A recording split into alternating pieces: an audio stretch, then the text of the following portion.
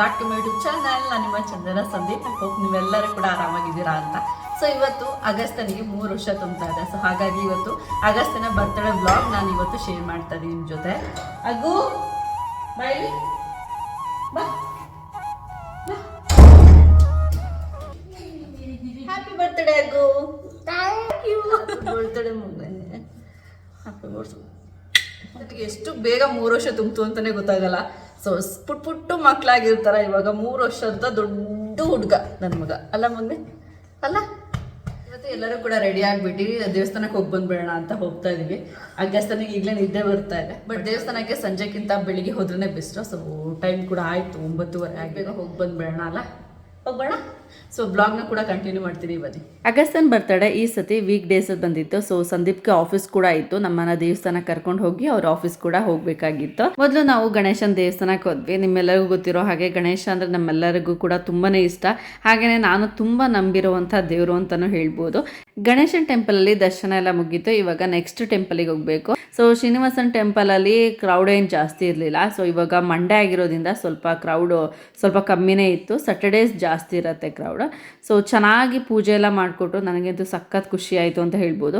And ತುಂಬ ದಿನ ಆದಮೇಲೆ ಆ ಶ್ರೀನಿವಾಸನ ಒಂದು ದೇವಸ್ಥಾನಕ್ಕೆ ಹೋಗಿದ್ದು ನಾನು ಈ ಸತಿ. ಆ್ಯಂಡ್ ವೈಕುಂಠ ಏಕಾದಶಿಗೂ ಕೂಡ ಹೋಗಲ್ಲ, ಯಾಕಂದರೆ ಸಖತ್ ರಶ್ ಇರುತ್ತೆ. ಮಕ್ಕಳನ್ನ ನೋಡ್ಕೊಂಡು ಅಷ್ಟು ಲಾಂಗ್ ಕ್ಯೂ ಅಲ್ಲಿ ನಿಲ್ಲೋದು ತುಂಬಾ ಕಷ್ಟ. ಬೆಳಿಗ್ಗೆನೇ ಎಲ್ಲರೂ ದೇವಸ್ಥಾನಕ್ಕೆ ಹೋಗಿದ್ದು ತುಂಬಾ ಖುಷಿ ಆಯಿತು. ಸೊ ಇವಾಗ ಮನೇಲಿ ಏನಾದರೂ ಸ್ವೀಟ್ ಮಾಡೋಣ ಅಂತ ನೋಡ್ತಾ ಇದ್ದೆ. ಬಟ್ ಒಂದು ಮೊನ್ನೆ ತಾನೇ ಹಬ್ಬ ಮುಗ್ದಿದೆ. ಸೊ ಹೋಳಿಗೆ ಅದು ಇದು ಅಂತ ಸ್ವೀಟ್ನ ತುಂಬಾ ತಿಂದುಬಿಟ್ಟಿದ್ದೀವಿ. ಹಾಗಾಗಿ ಸ್ವೀಟ್ ತಿನ್ನೋ ಇಂಟ್ರೆಸ್ಟ್ ಯಾರಿಗೂ ಇಲ್ಲ. ಹಾಗಾಗಿ ಪೈನಾಪಲ್ ಗೊಜ್ಜುನ ಮಾಡೋಣ ಅಂತ ರೆಡಿ ಮಾಡ್ಕೊಳ್ತಾ ಇದ್ದೆ. ಸೊ ಪೈನಾಪಲ್ ಗೊಜ್ಜು ಆಲ್ಮೋಸ್ಟ್ ಎಲ್ಲರಿಗೂ ಇಷ್ಟ ಆಗುತ್ತೆ ನಮ್ಮಲ್ಲಿಂತೂ. ಪೈನಾಪಲ್ ಅಂದ್ರೆ ಇಷ್ಟ, ಅದರಲ್ಲಿ ಏನು ವೆರೈಟಿ ಮಾಡಿದ್ರು ಕೂಡ ಇಷ್ಟಪಟ್ಟು ತಿಂತಾರೆ. ಆ್ಯಂಡ್ ಇವತ್ತು ನಾನು ಪೈನಾಪಲ್ ಗೊಜ್ಜನ್ನ ಹೇಗೆ ಮಾಡ್ತೀನಿ ಅಂತಲೂ ಕೂಡ ರೆಸಿಪಿನ ಕೂಡ ಶೇರ್ ಮಾಡ್ತಾ ಇದ್ದೀನಿ. ಫಸ್ಟ್ ಪೈನಾಪಲ್ನ ನಾನು ಕಟ್ ಮಾಡ್ಕೊಂಡ್ಬಿಟ್ಟು ಇದಕ್ಕೆ ಸ್ವಲ್ಪ ಬೆಲ್ಲ ಹಾಗೇನೆ ಉಪ್ಪು ಮತ್ತು ಅರಿಶಿನ ಪುಡಿನೂ ಕೂಡ ಹಾಕಿ ನಾನು ಕ್ಲೀನಾಗಿ 1 ಗ್ಲಾಸ್ ವಾಟರಲ್ಲಿ ಕ್ಲೀನಾಗಿ ಬೇಯಿಸ್ಕೊಳ್ಬೇಕು. ಒಂದ್ಸತಿ ಕುಕ್ ಆದಮೇಲೆ ಇದಕ್ಕೆ ಮಸಾಲ ಆ್ಯಡ್ ಮಾಡುವಂಥದ್ದು. ಈ ಪೈನಾಪಲ್ ಗೊಜ್ಜಿಗೆ ಮಸಾಲ ರೆಡಿ ಮಾಡ್ಕೊಳ್ತಾ ಇದ್ದೀನಿ. ಒಂದು ಪ್ಯಾನ್ಗೆ ನಾನು 2 ಟೇಬಲ್ ಸ್ಪೂನ್ ಅಷ್ಟು ಉದ್ದಿನಬೇಳೆ, 2 ಟೇಬಲ್ ಸ್ಪೂನ್ ಬಿಳಿ ಎಳ್ಳು, ಹಾಗೆಯೇ 1/4 ಟೇಬಲ್ ಸ್ಪೂನ್ ಮೆಂತ್ಯ, ಸ್ವಲ್ಪ ಒಣಗಿದ ಮೆಣಸಿನಕಾಯಿ, ಹಾಗೆ ಕರಿಬೇವು ಸೊಪ್ಪುನ ಕೂಡ ಹಾಕಿ ಜೊತೆಗೆ ಸ್ವಲ್ಪ ಕುಕ್ಕಿಂಗ್ ಆಯಿಲ್ ಕೂಡ ಸೇರಿಸ್ಬಿಟ್ಟು ಕ್ಲೀನಾಗಿ ಗೋಲ್ಡನ್ ಬ್ರೌನ್ ಬರೋ ತನಕ ರೋಸ್ಟ್ ಮಾಡ್ಕೋಬೇಕಾಗತ್ತೆ. ಈ ಒಂದು ಮಸಾಲಾನ ಗ್ರೈಂಡ್ ಮಾಡ್ಕೋಬೇಕಾದ್ರೆ ನಾನು 1 ಕಪ್ ಅಷ್ಟು ಅಂದರೆ ಸಣ್ಣ ಕಪ್ಪಲ್ಲಿ 1 ಕಪ್ ಅಷ್ಟು ನಾನು ತೆಂಗಿನಕಾಯಿನ ಕೂಡ ಯೂಸ್ ಮಾಡ್ತೀನಿ. ನೀವು ಈ ಗೊಜ್ಜಿನ ಸ್ಟೋರ್ ಮಾಡ್ಕೊಳ್ಬೇಕು ಸ್ವಲ್ಪ ದಿನ ಅಂತ ಹೇಳಿದ್ರೆ ನೀವು ಕೊಬ್ಬರಿನ ಯೂಸ್ ಮಾಡ್ಕೊಳ್ಬೋದು.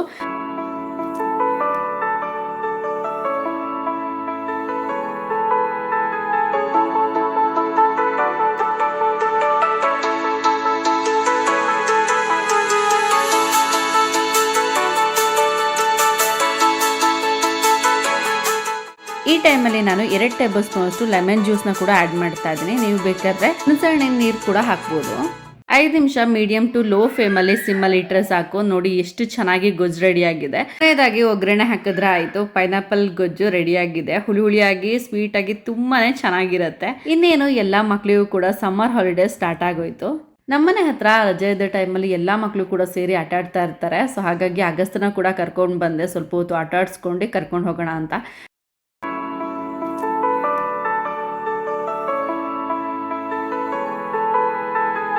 ಫ್ರೆಂಡ್ಸ್, ಸಮ್ಮರಲ್ಲಿ ಯೂಶಲಿ ಎಲ್ಲರ ಹೇರು ಕೂಡ ತುಂಬಾ ಡ್ರೈ ಅನಿಸ್ತಿರತ್ತೆ. ನನ್ನ ಹೇರ್ ಕೂಡ ಹಾಗೇನೆ ಸಮ್ಮರ್ ಆಯಿತು ಅಂದರೆ ತುಂಬಾ ಡ್ರೈ ಅನಿಸ್ತಿರತ್ತೆ. ಸೊ ಹಾಗಾಗಿ ಈ ಥರ ಡ್ರೈನೆಸ್ ಇದ್ದಾಗ ನಾನೊಂದು ಹೋಮ್ ರೆಮಿಡಿನ ಟ್ರೈ ಮಾಡ್ತೀನಿ. ಇದು ಸಖತ್ ಎಫೆಕ್ಟಿವ್ ಆಗಿ ವರ್ಕ್ ಮಾಡುತ್ತೆ. ಡ್ರೈ ಹೇರ್, ಫ್ರೀಝಿ ಹೇರ್ ಜೊತೆಗೆ ನಮ್ಮ ಹೇರ್ ಗ್ರೋತಿಗೂ ಕೂಡ ಸಖತ್ ಒಳ್ಳೆಯದು ಈ ಒಂದು ರೆಮಿಡಿ. ಸೊ ಈ ಒಂದು ರೆಮಿಡಿನ ಮಾಡ್ಕೊಳೋದಕ್ಕೆ ಒಂದು ಜಾರ್ಗೆ ನಾನು 2 ಹೂವನ್ನ ಹಾಕಿದ್ದೀನಿ. ಸೊ 2 ದಾಸವಾಳದ ಹೂವಿನ ಜೊತೆಗೆ ದಾಸವಾಳದ ಎಲೆನ ಕೂಡ ಹಾಕ್ಕೊಳ್ತಾ ಇದ್ದೀನಿ. ನೀವು ಬೇಕಾದರೆ ಬಿಳಿ ದಾಸವಾಳನಾದ್ರು ತಗೊಳ್ಬೋದು. ನಾನಿಲ್ಲಿ ಕೆಂಪು ದಾಸವಾಳ ಇತ್ತು, ಹಾಗಾಗಿ ಅದನ್ನ ಹಾಕೊಳ್ತಾ ಇದ್ದೀನಿ. ಒಂದು 5 ರಿಂದ 6 ಎಲೆನ ತಗೊಂಡಿದ್ದೆ ದಾಸವಾಳದ ಎಲೆನ. ಜೊತೆಗೆ ನಾನಿಲ್ಲಿ ಕರಿಬೇವು ಸೊಪ್ಪು ಕೂಡ ಹಾಕೊಳ್ತಾ ಇದ್ದೀನಿ. ಸೊ ನನ್ನ ಹೇರ್ ತುಂಬಾನೇ ಶಾರ್ಟ್ ಇದೆ. ಸೊ ಹಾಗಾಗಿ ನನ್ನ ಹೇರ್ ಲೆಂತ್ಗೆ ಇಷ್ಟು ಬೇಕಾಗತ್ತೆ ಆ ಪ್ರಮಾಣದಲ್ಲಿ ಇಲ್ಲಿ ಮೆಷರ್ ಮಾಡಿ ಹಾಕೊಳ್ತಾ ಇದ್ದೀನಿ. ಸೊ ಇಷ್ಟು ಹಾಕೊಂಡಾದ್ಮೇಲೆ ನೆಕ್ಸ್ಟ್ ನಾನಿಲ್ಲಿ ಬೆಟ್ಟದ ನೆಲ್ಲಿಕಾಯಿ ಯೂಸ್ ಮಾಡ್ತಾ ಇದ್ದೀನಿ. ಬೆಟ್ಟದ ನೆಲ್ಲಿಕಾಯಿ ತುಂಬಾನೇ ಒಳ್ಳೇದು ನಮ್ಮ ಹೇರ್ ಗ್ರೋತಿಗೆ ಅಂತ ಹೇಳ್ಬೋದು. ಇದಿಷ್ಟು ಹಾಕಿದ್ಮೇಲೆ 2 ಪೀಸ್ ನಾನು ಆನಿಯನ್ ಕೂಡ ಸೇರಿಸ್ಕೊಂಡು ಫೈನ್ ಪೇಸ್ಟ್ ಆಗಿ ಗ್ರೈಂಡ್ ಮಾಡ್ಕೊಂಡು ಬರ್ತೀನಿ. ಸ್ವಲ್ಪ ನೀರನ್ನ ಕೂಡ ಸೇರಿಸಿದ್ದೀನಿ. ಒಂದು 2 ಟೇಬಲ್ ಸ್ಪೂನ್ ಅಷ್ಟು ನೀರನ್ನು ಸೇರಿಸ್ಬಿಟ್ಟು ಈ ಥರ ಫೈನ್ ಪೇಸ್ಟ್ ಆಗಿ ನೀವು ಗ್ರೈಂಡ್ ಮಾಡ್ಕೊಳ್ಬೇಕು. ನೋಡಿ ಎಷ್ಟು ಚೆನ್ನಾಗಿ ಗ್ರೈಂಡ್ ಆಗಿದೆ. ಸೊ ದಾಸವಾಳದ ಎಲೆ ಹಾಕಿರೋದ್ರಿಂದ ಸಖತ್ ಸಾಫ್ಟಾಗಿ ಆಗಿದೆ. ಸೊ ಇವಾಗ ಒಂದು ಬೌಲ್ಗೆ ಟ್ರಾನ್ಸ್ಫರ್ ಮಾಡ್ಕೊಂಡು ಇದಕ್ಕೆ ನಾನು ವಿಟಮಿನ್ ಇ ಕ್ಯಾಪ್ಸೂಲ್ಸ್ನ ಹಾಕ್ಕೊಳ್ತಾ ಇದ್ದೀನಿ. ಇದು 1 ಸ್ಟೆಪ್ ಅದು ಗ್ರೈಂಡ್ ಮಾಡ್ಕೊಳೋ ತನಕ 1 ಸ್ಟೆಪ್, ಬಟ್ ಇವಾಗ ಸೆಕೆಂಡ್ ಸ್ಟೆಪ್ ಸ್ಟಾರ್ಟ್ ಆಗುತ್ತೆ. ಸೊ ಇದಕ್ಕೆ ನಾನು ವಿಟಮಿನ್ ಇ ಕ್ಯಾಪ್ಸೂಲ್ಸ್ನ ಹಾಕ್ತಾ ಇದ್ದೀನಿ. ವಿಟಮಿನ್ ಇ ಕ್ಯಾಪ್ಸೂಲ್ಸ್ ನಮ್ಮ ಸ್ಕಿನ್ನಿಗೆ ಮಾತ್ರ ಅಲ್ಲ, ನಮ್ಮ ಹೇರ್ಗೂ ಕೂಡ ಅಷ್ಟೇ ಒಳ್ಳೆಯದು. ಈ ವಿಟಮಿನ್ ಇ ಕ್ಯಾಪ್ಸೂಲ್ಸ್ನ ನೈಟ್ ಟೈಮ್ ಹಾಗೆ ಡೈರೆಕ್ಟ್ ಆಗಿ ನಮ್ಮ ಸ್ಕ್ಯಾಲ್ಪಿಗೆ ಹಾಗೆ ನಮ್ಮ ಸ್ಕಿನ್ ಮೇಲೆ ಫೇಸ್ಗೆ ನಾವು ಅಪ್ಲೈ ಮಾಡೋದ್ರಿಂದನೂ ಕೂಡ ಬಹಳಷ್ಟು ಒಂದು ಬೆನಿಫಿಟ್ನ ಕೂಡ ನಾವು ಪಡ್ಕೊಳ್ಬೋದು. ಆ್ಯಂಡ್ ನೆಕ್ಸ್ಟ್ ನಾನಿಲ್ಲಿ ಲಾಸ್ಟ್ ಇಂಗ್ರೀಡಿಯೆಂಟ್ಸ್ ಕೊಕೊನಟ್ ಆಯಿಲ್. ಇಲ್ಲಿ ನಾನು 2 ಟೇಬಲ್ ಸ್ಪೂನ್ ಅಷ್ಟು ಕೊಕೊನಟ್ ಆಯಿಲ್ನ ಕೂಡ ಹಾಕಿ ಕ್ಲೀನಾಗಿ ಮಿಕ್ಸ್ ಮಾಡ್ಕೊಂಡ್ಮೇಲೆ ಈ ಒಂದು ಹೇರ್ ಪ್ಯಾಕ್ ರೆಡಿ ಆಗುತ್ತೆ. ನೋಡಿ ಎಷ್ಟು ಚೆನ್ನಾಗಿದೆ ಕನ್ಸಿಸ್ಟೆನ್ಸಿ. ಹೇರ್ ಪ್ಯಾಕ್ನ ಅಪ್ಲೈ ಮಾಡ್ಕೊಳಕ್ಕಿಂತ ಮುಂಚೆ ಒಂದ್ಸತಿ ಕ್ಲೀನಾಗಿ ಕೋಮ್ ಮಾಡ್ಕೊಳ್ಬೇಕು. ಈಗ ಸ್ವಲ್ಪನೇ ತೊಗೊಂಡು ಸ್ಕ್ಯಾಲ್ಪಿಗೆ ಅಪ್ಲೈ ಮಾಡ್ಕೊಳ್ತಾ ಇದ್ದೀನಿ. ನಿಮಗೆ ಯಾರಾದರೂ ಹೆಲ್ಪಿಗಿದ್ರೆ ಅವ್ರ ಹತ್ರನೂ ನೀವು ಹಚ್ಚಿಸ್ಕೊಳ್ಬೋದು. ಇವತ್ತು ಸಂದೀಪ್ ಕೂಡ ಇಲ್ಲ, ಆಫೀಸ್ ಹೋಗಿದ್ದಾರೆ. ಸೊ ಹಾಗಾಗಿ ನಾನೇ ಅಪ್ಲೈ ಮಾಡ್ಕೊಳ್ತಾ ಇದ್ದೀನಿ. ಇನ್ ಕೇಸ್ ಅವರಿದ್ದರೆ ಅವರು ಅಪ್ಲೈ ಮಾಡೋರು.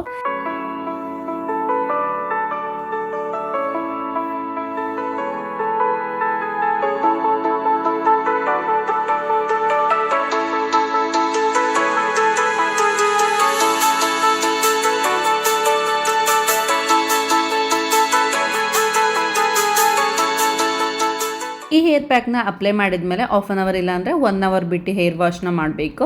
ಸೊ ನಾನಿಲ್ಲಿ ಹೇರ್ ವಾಶ್ನ ಮಾಡ್ಕೊಂಡ್ಬಂದಿದ್ದೀನಿ. ತುಂಬಾ ಸಾಫ್ಟ್ ಫೀಲ್ ಆಗ್ತಾ ಇದೆ. ಹಾಯ್ ವಿರಾಜ್, ಇವತ್ತು ಅಗಸ್ತನ್ ಬರ್ಡೇ ಆಗಿರೋದ್ರಿಂದ ಸಿಂಪಲ್ಲಾಗಿ ಮನೇಲೇ ಸೆಲೆಬ್ರೇಟ್ ಮಾಡ್ತಾ ಇದ್ದೀವಿ. ನಾವು ಯಾರನ್ನೂ ಕೂಡ ಇನ್ವೈಟ್ ಮಾಡಿಲ್ಲ. ಸೊ ನಮ್ಮ ನೈಬರ್ಸ್ ಮಕ್ಕಳು ಇಬ್ಬರನ್ನ ಕರೆದಿದ್ವಿ.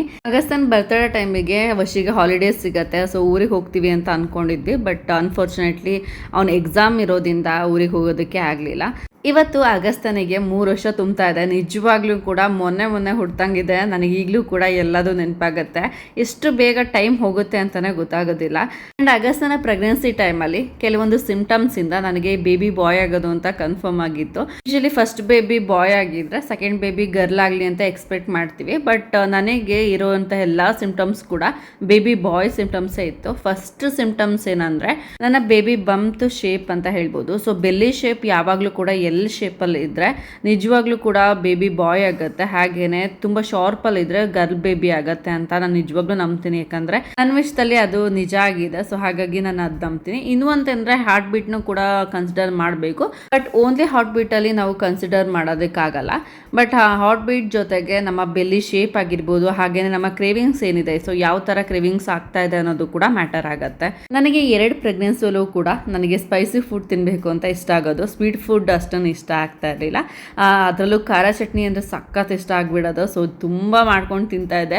ಬಟ್ ಪ್ರೆಗ್ನೆನ್ಸಿ ಟೈಮಲ್ಲಿ ಸ್ಪೈಸಿ ಫುಡ್ನ ತೊಗೋಬಾರ್ದು ಅಂತ ಹೇಳ್ತಾರೆ ಜಾಸ್ತಿ. ಆ್ಯಂಡ್ ಸ್ಕಿನ್ ಟೋನ್ ಕೂಡ ಮ್ಯಾಟರ್ ಆಗುತ್ತೆ. ವಶಿ ಪ್ರೆಗ್ನೆನ್ಸಿಯಲ್ಲಿ ನಾನು ಸ್ವಲ್ಪ ಡಾರ್ಕ್ ಆಗಿದೆ.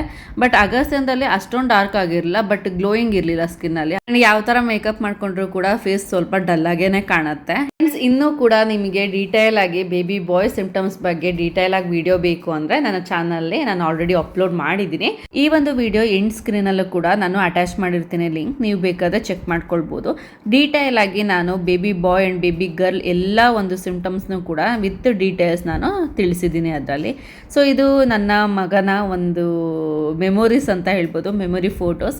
ನಿಮಗೆಲ್ಲರಿಗೂ ಕೂಡ ಈ ಒಂದು ವಿಡಿಯೋ ಇಷ್ಟ ಆಗಿದೆ ಅಂದ್ಕೊಳ್ತೀನಿ.